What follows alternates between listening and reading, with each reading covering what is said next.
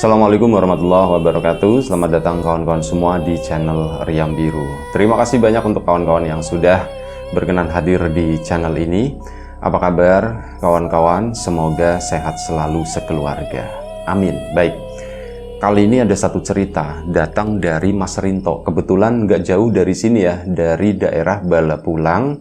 Itu masih masuk Kabupaten Tegal. Nah, Mas Rinto itu menceritakan tentang satu pengalaman horor yang pernah dialaminya. Kejadiannya itu mungkin sekitar menjelang tahun 2010, tahun-tahun segitulah, perkiraan ya. Nah, Mas Rinto itu memiliki hobi mancing. Sama ada temannya itu namanya Sandro. Jadi mereka berdua itu ya seringnya kalau misal mancing itu bareng, mereka tuh nggak misah sendiri-sendiri. Mas Rinto nyamperin si Mas Sandro atau si Mas Sandro nyamperin Mas Rinto. Pokoknya kayak gitu. Yuk mancing, yuk mancing, yuk. Dan sebelumnya mereka itu saat awal-awal mereka tuh mancing di daerah ya kali atau sungai sekitar lah di daerah Balapulang sana kan lumayan cukup banyak jalan air ya di situ ya. Bisa dipancing, ikannya juga mungkin lumayan besar-besar. Tapi belakangan mereka itu mulai mengenal mancing di laut. Dan mancingnya itu bukan yang naik kapal atau apa, tapi di pesisirnya, di pantai di situ. Di Tegal itu ada lah, pokoknya daerah yang di situ banyak orang mancing. Nah, pada suatu saat Mas Rinto itu disamperin sama Mas Sandro. Rin, mancing yuk katanya. Oh, mancing di mana katanya? Jangan di sungai terus kata si Sandro. Kita coba agak jauhan yuk, ke sana yuk, ke laut. Tapi waktu itu malam hari. Malam-malam begini, iya ndak apa-apa, banyak kok di sana rame kata Mas Sandro kan. Akhirnya sudah. Karena memang penasaran juga, ini adalah pertama kalinya Mas Rinto itu mancing di laut. Karena apa? Dari daerah Balapulang itu kan deket sama Gunung Slamet ya. Itu menuju ke utara, ke pantai utara itu kan lumayan cukup jauh lah. Mungkin ditempuh perjalanan antara 45 menit sampai 1 jam lah segitu. Perjalanannya tuh lumayan cukup jauh dan akhirnya malam itu nekatlah si Mas Rinto sama Mas Sandro berangkat ke sana. Sandro ini yang tahu tempatnya itu di mana lokasinya. Berangkat ke situ mancing di sana. Awal-awal ya ketemu sama beberapa orang, cuman ya gelap-gelapan gitu ya. Dan nyamuknya itu lumayan cukup banyak. Mereka pun Mas Sandro udah ya dengan segala perlengkapannya karena mereka juga bukan baru-baru atau gimana ya. Mancinglah mereka di situ sampai akhirnya nggak lama waktu itu Mas Rinto karena nggak betah gitu ya, nggak tahu. Aku lebih seneng mancing di kali daripada di laut begini. Satu, nyamuknya banyak, sama anginnya aku nggak kuat katanya begitu kan. Dan akhirnya ngomong sama si Mas Sandro, "Bro, pulang yuk." Katanya. "Duh, kenapa pulang Rin? Baru jam segini." "Aku nggak enak," katanya begitu kan. "Aku nggak enak banget nih, perutku mules." Padahal itu cuman alasan doang Mas Rinto, perutku tuh mules. Perutku nggak enak banget. Nah akhirnya dengan berat hati gitu kan, Mas Sandro pun akhirnya mengalah, ikut Mas Rinto pulang. Dan akhirnya jalanlah pulang mereka naik sepeda motor. Jadi mancing di laut itu cuma sebentar doang waktu itu. Jalan ke sana menuju sepeda motornya. Nah saat lagi menuju sepeda motornya di situ kan lewatin jalanan yang lumayan cukup gelap ya. Masih lumayan cukup jauh dari parkiran. Nah ini tidak tahu parkiran atau mereka ngasal parkir gitu juga tidak tahu. Nah di perjalanan tersebut mereka tuh ketemu dengan seseorang. Orangnya orang tua banget, kayak seorang kakek, mungkin usianya udah sekitar 70-80 tahun lah. Orangnya kurus, rambutnya tuh keriting, itu udah putih-putih rambutnya, udah ubanan semuanya. Ada rokoknya nempel di bibir begitu kan, jalan utuk-utuk, orangnya udah agak sedikit bongkok. Cuman utuk-utuknya itu pelan, karena apa? Kakinya, mohon maaf ya, kakinya itu yang satu, itu gede banget, besar banget lah intinya. Itu pertama kan ngeliat dari kejauhan gitu kan, itu orang kenapa ya? Mereka makin deket minggir kan ke arah motor, biarkan si kakek itu tuh lewat. Ya si kakek itu lewat-lewat aja, Mas Sandro sama Mas Rinto juga pura-pura nggak melihat pada waktu itu. Dan sebelum kita lebih jauh dalam cerita, mohon izin numpang promo dagangan sebentar. Bawang goreng Nyai Wiji, bawang goreng renyah kualitas premium tanpa campuran apapun, tanpa micin, tanpa tepung, tanpa singkong, tanpa ubi, dan tanpa yang lain-lain gitu ya. Minyaknya sedikit karena kita prosesnya di spinner gitu ya. Bawangnya pakai bawang Brebes yang terkenal dengan kualitas yang ya rasa dan aromanya itu mantap gitu ya. Untuk kawan-kawan mungkin yang berminat bisa dicek langsung aja di bawah ini di Shopee, Tokopedia, TikTok, atau mungkin di nyaiwiji.com juga bisa, silahkan. Untuk kawan-kawan yang mungkin kemarin sudah sempat memesan, terima kasih banyak atas pesanannya. Dan untuk kawan-kawan yang mungkin belum sempat memesan, ditunggu pesanannya. Kita lanjut lagi cerita dari Mas Rinto tadi. Mereka menuju ke sepeda motor, mereka melihat kakek-kakek itu, ya mereka cuman diem, mau ngomentarin juga ngomentarin apa begitu ya. Sampai kakek tersebut itu lewat, ya mungkin jaraknya udah lumayan cukup jauh gitu ya, baru mereka membahas, itu kakeknya kenapa ya? Sikile kenapa, sikile kenapa, sikile kakinya itu kenapa, kakinya kok kakinya gede banget. Gede lah, kayak mirip orang yang sakit itu ya, kaki gajah mungkin ya, mungkin seperti itu kakinya gede banget dan diseret. Cara jalannya, cuman jalannya si kakek itu lumayan cukup lincah, tapi ya itu tadi nyeret kaki. Dibahas seperti itu, udah begitu saat si kakek lewat itu ada bau busuk nggak enak lewat di sana. Meskipun di area laut kan kadang ada yang ya bekas-bekas sisa ikan atau apa gitu ya, mancing orang jatuh nggak dibawa, itu kan ada bau aroma nggak enak. Ini tuh aromanya beda, ini tuh aromanya sepertinya aroma koreng atau apa begitulah. Nah, mereka kan sempat membahas itu sebelum jalan. Mereka udah naik sepeda motor nih, tinggal gereng. Mereka nengok ke sana, si kakek itu berdiri di satu titik di situ dengan jarak mungkin sekitar 10-15 meter lah. Itu cuman berdiri doang. Rin, si Mas Sandronya bilang. Si kakeknya berhenti di sana, berdiri di situ. Mas Rinto kan nengok begitu kan, begitu nengok. Itu Mas Rinto sama Mas Sandro. Mas Rinto yang pertama ngeliatin kakek itu berubah jadi besar. Dari tadinya ukuran normal itu kayak tiba-tiba membengkak gitu ya, cuman kakinya itu enggak, kaki yang besar itu enggak, cuman yang lainnya tuh tambah gede. Itu mungkin tingginya itu sekitar 4 atau 5 meter lah kata si Mas Rinto. Jadi setinggi itu. Bro, motor belum jalan waktu kan, Bro. Kenapa? Itu, Bro, liatin. Mas Sandronya perasaan ndak enak nih. Jadi dia menolak. Gak, jalan aja, kata si Mas Sandro begitu.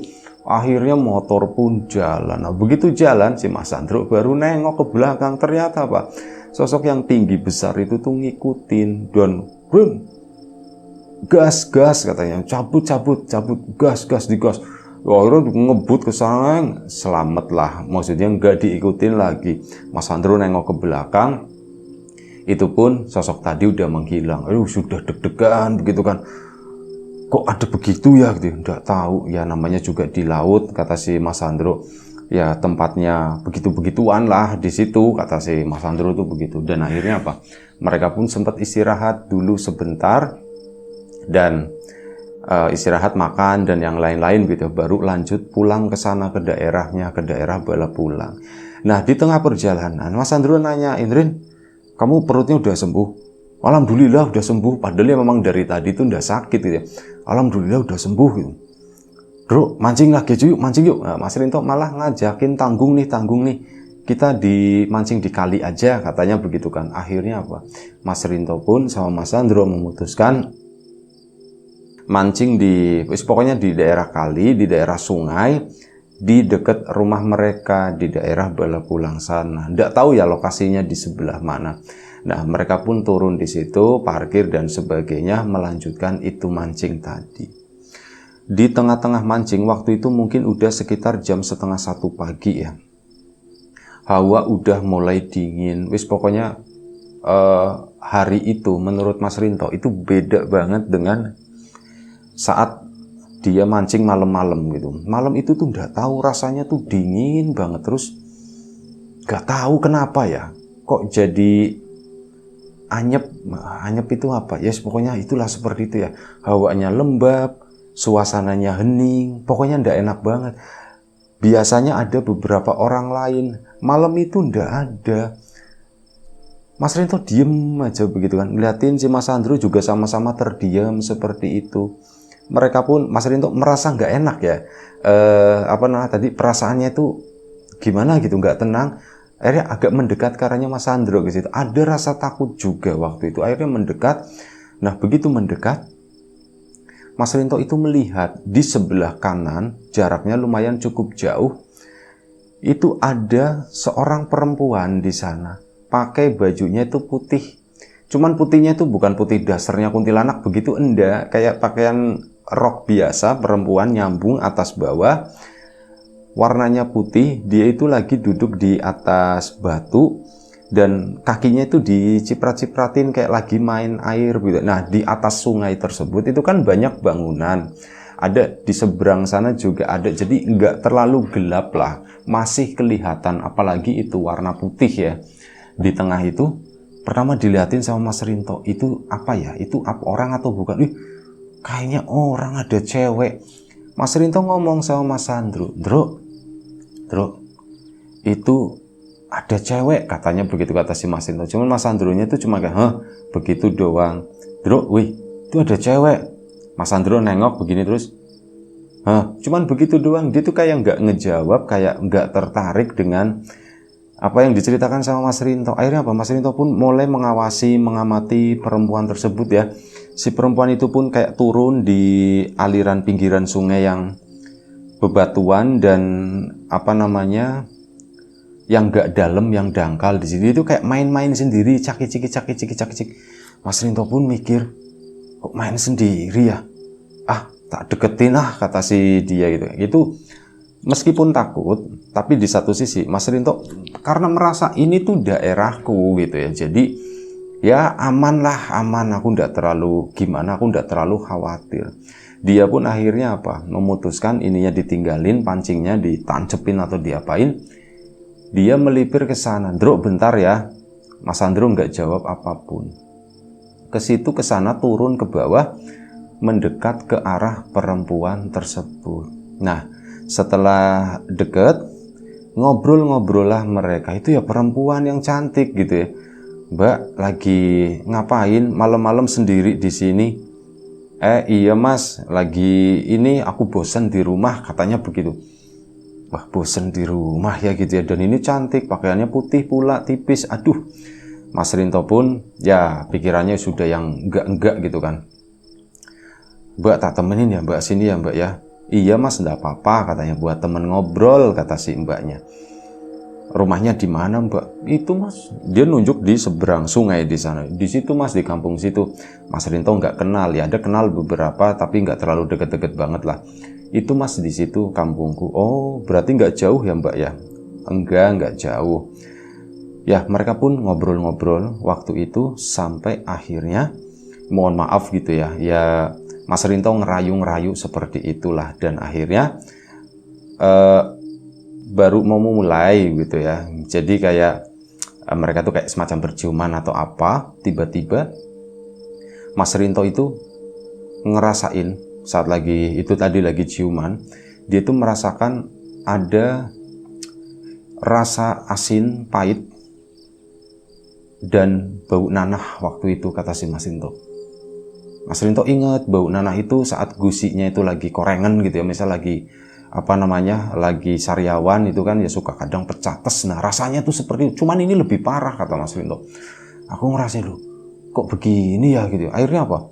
Mas Rinto pun melek gitu kan. Begitu melek, ternyata yang di depannya Mas Rinto itu bukan perempuan yang cantik, melainkan cuman kayak muka hitam, rusak, bener-bener rusak waktu itu. Dan Mas Rinto pun pingsan. Dia nggak inget apa-apa lagi. Yang diinget itu cuman muka itu, muka yang menyeramkan. Nah bangun-bangun Mas Rinto itu udah di rumah dan udah dikelilingi sama banyak orang waktu itu. Orang-orang itu pada bacain doa atau apa gitu ya. Soalnya apa?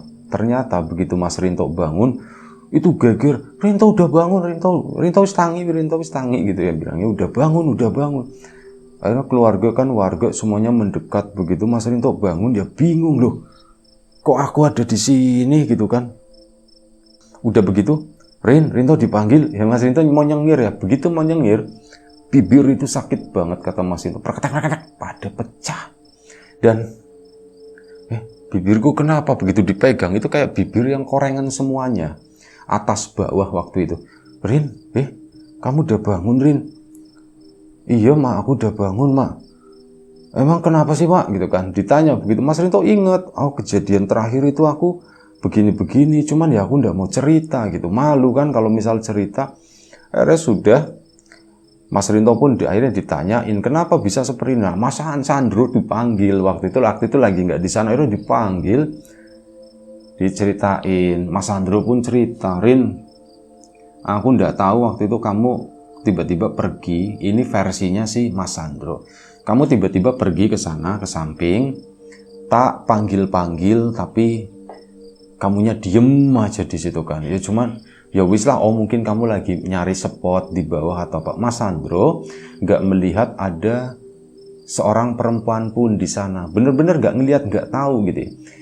Dan cuman ngelihat Mas Rinto jalan ke bawah ke situ, dikiranya pindah spot, pindah titik gitu ya, mancing barangkali mau di bawah.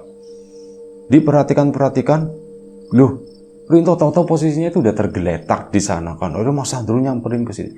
Versinya Mas Rinto, dia ngajak ngobrol kan. Bro, aku ini ya ada cewek, bro, ngomong begitu. Mas Sandro-nya jawab. Padahal Mas Sandro itu sama sekali nggak mendengar kalau Rinto itu ngomong seperti itu. Ya Rinto dari tadi diem aja gitu ya. Sampai akhirnya begitu Mas Sandro-nya panik, Mas Rinto pun dipinggirin ya, ditolongin gitu sambil manggil warga. Akhirnya ya itu digotong-gotong sama warga. Nah, Mas Rinto sendiri itu udah pingsan selama 3 hari 3 malam. Dia itu ndak bangun-bangun. Udah dibawa ke rumah sakit juga. Cuman ya kayak semacam koma atau apa seperti itu ya. Belum sempat dicek yang secara mendalam banget, belum. Rencananya itu baru nanti, itu beberapa hari ke depan itu mau diobservasi secara mendalam. Nah, itu kan dibawa pulang dulu ke rumah, dan ternyata Mas Rinto itu udah bangun. Ya, udah jalur alternatif juga udah, karena ada yang bilang, wah itu pasti kesambet tuh gitu kan. Jadi udah panggilin orang pinter, dipanggilin orang pinter, cuman ya nggak mempan, tetap aja semacam itu. Nah, sama ini, Rin, kamu bibirnya kenapa, Rin? Kok bisa sampai seperti itu? Jadi bibirnya Mas Rinto begitu ngaca, itu tuh bosok, korengan parah gimana sih ya, sampai bekasnya itu sampai sekarang itu masih ada. Bibirnya itu nggak umum kayak bibir orang pada umumnya ya, tapi kayak ada kerusakan lah, ada kerusakan jaringan di situnya, di bibirnya Mas Rinto. Mas Rinto pun mau cerita, ya malu ya, dia bilangnya itu cuman aku ngeliat ada cewek di bawah itu lagi main-main sendirian, yo kasihan gitu kan, kok malam-malam sendirian di sini. Rin, kamu nggak mikir gitu, cewek mana yang malam-malam main di kali? Aku udah mikir ke sana, kata Mas Rinto. Beneran aku nggak mikir, aku sempet sih kepikiran, cuman gak tahu di pikiranku itu ini cewek beneran, ini bukan setan, bukan apa. Intinya seperti itu. Makanya dia mau turun ke bawah, dan ya diceritakan semua ke orang begini gitu. Lah terus itu bibirmu kenapa? Kamu pasti gini ya, nyosor katanya. Ada yang ngomong seperti itu. Mas Rintonya asem, aku dari tadi tuh nggak mau cerita yang bagian itu, yang malu gitu kan. Tapi ya nggak ada alasan lagi. Akhirnya diceritakan, iya aku begitu, untung. Terus kamu udah sampai mana? Baru sih segitu, kata Mas Rinto. Begitu aku melek begini, aku masih ingat banget. Mukanya itu hancur, kata si Mas Rinto. Mukanya itu cuman kayak hitam, bosok, busuk gitu ya, seperti itu. Dan Mas Rinto pun apalagi ngomong itu, dia teringat rasanya, rasa cairan yang masuk ke mulutnya Mas Rinto itu hampir ini ya, dia itu sampai hampir muntah. Aku keinget aja, itu rasanya asin, asem, manisnya pun ada, manis, asem, asin, nano-nano gitu. Ya cuman nggak kayak nano-nano, ini rasanya tuh beda, ada pahit-pahitnya, nggak enak lah pokoknya. Itu seperti itu, plus aroma ya. Ini bikin nggak enak banget, dan akhirnya sudah. Hari itu selesai, Mas Rinto pun jadi buah bibir di kampung tersebut, jadi omongan begini, ngalamin kejadian seperti ini. Nah, beberapa hari kemudian, di saat ya kehidupan itu kayak udah semacam, udah normal begitulah. Mas Rinto kan sedikit-sedikit keinget ya, wajah si perempuan itu, karena dia itu sempet ngobrol kan. Nah, waktu itu Mas Rinto lagi mau beli sesuatu, mau beli nasi goreng, mau beli makan lah. Dia keluar naik motor ke sana, dan saat pulangnya papasan sama perempuan yang mirip banget, bajunya pun masih sama, baju pakaian putih seperti itu. Dan loh, ini kan yang di sungai itu ya. Anehnya itu apa? Lagi-lagi Mas Rinto ketemu sama dia ndak berpikir kalau itu setan atau apa gitu kan, mikirnya begitu ini berhenti, mbak yang rumahnya di itu ya mbak, yang di seberang sungai itu bukan sih mbak? Iya mas, kata si perempuan tadi. Dan Mas Rinto, mbak masih ingat sama aku ndak, kata si Mas Rinto kan. Siapa ya? Si mbaknya itu nanya, siapa? Itu loh mbak, waktu itu aku lagi mancing, dan terus kita sempat ngobrol mbaknya tuh di bawah di sungai di sana, di kali. Oh iya, aku inget gitu, terus lah mbaknya mau kemana? Waktu itu ditanyakan, mbak mau kemana? Aku mau pulang mas gitu. Oh pulang ke sana mbak? Itu kan berarti ke sana nanti lewatin jembatan, muterin jembatan, nah itu ke kampung dia. Mau ke sana mbak, mau pulang? Iya aku mau pulang mas. Tak anterin aja katanya. Loh nanti ngerepotin mas. Nggak apa-apa. Itu entah kenapa Mas Rinto, dia sudah mengalami kejadian sebelumnya ya, tapi dia itu nggak ingat apapun. Itu kayak semacam kena santet, kena pelet gitu ya, kena sirup atau apa. Dia itu nggak ingat apa-apa, malah nawarin. Akhirnya sudah berboncenganlah mereka. Si perempuan itu pun megang anget, kata si Mas Rinto, enak lah, nyaman. Mas Rinto pun melaju ke sana, ngelewatin jembatan. Nah, begitu di jembatan, si perempuan itu tuh bilang, mas, berhenti dulu, kata si itu ya. Loh, mau ngapain mbak, katanya. Oh, pokoknya berhenti dulu. Akhirnya apa? Berhenti di jembatan tersebut, dan itu jembatan besar ya. Turunlah si perempuan itu, dia pun jalan ke sana menuju ke sisi jembatan di situ. Mbak mau kemana? Pikirnya Mas Rinto kan mau ngajakin ngobrol atau apa di situ, yang nggak langsung pulang ke rumah. Mas Rinto pun ikut turun ke situ. Kenapa Mbak? Pertama nanya begitu kan, berharap ya mau diajak ngobrol atau bagaimana. Si mbaknya itu diem aja. Itu malah ngelihat ke arah sana, ke arah depan, dan itu tiba-tiba apa? Si mbaknya itu lompat. Entah bagaimana cara lompatnya, Mas Rinto itu nggak sempat megang, nggak bisa intinya ya. Si mbaknya itu lompat ke bawah sana, teplok, mungkin ada bunyinya atau bagaimana. Mas Rinto pun shock, wah, dipanggil-panggil begitu. Cuman begitu ngelongok ke bawah begini, Mas Rinto udah nggak ngelihat apapun. Ya di sana ada airnya, meskipun airnya nggak terlalu dalam ya. Cuman itu tadi, nggak kelihatan apapun, entah mungkin ke bawah atau bagaimana. Nah setelah itu Mas Rinto dipegangin sama orang-orang. Nah saat dipegangin itu dia baru nyadar, ada Sandro, ada tetangga-tetangganya yang lain, Rin, sadar, eling, pulang yuk. Itu seperti itu. Dan Mas Rinto kan akhirnya sadar waktu itu, kenapa gitu kan. Itu tadi ada yang nyemplung. Udah kamu tenang dulu, yuk pulang ke rumah. Nggak ada yang nyemplung. Nggak ada, yuk pulang dulu. Akhirnya dibawa pulang. Nah begitu dibawa pulang, ditenangkan. Akhirnya ya itu, Mas Rinto cerita, tadi aku sama cewek begini, cewek yang sama di itu. Rin, kamu masa nggak inget? Iya ya, aku inget ya. Aku kan pernah ya begitulah dibikin susah sama si sosok itu. Dan kali ini aku dibikin susah lagi, dan ternyata kejadiannya Saat Mas Rinto balik lagi, habis beli nasi gorengan, dia mau pulang ke rumah, terus ketemu perempuan itu balik lagi. Sandro ngelihat Rinto tuh kayak lagi ngomong sama siapa, pas kebetulan Sandro sama temannya itu lagi lewat di situ. Ih, Rinto, cuman dia kayak orang ngobrol ya gitu ya. Sandro pun berhenti di situ ya, mantau. Dan bener, Rinto itu seolah-olah kayak ada yang ngebonceng, tapi Mas Sandro nggak ngelihat yang ngebonceng itu siapa. Bahkan apa, Mas Rinto ngelewatin Sandro, itu nggak nyapa, nggak apa, sombong banget. Apa? Ikutin.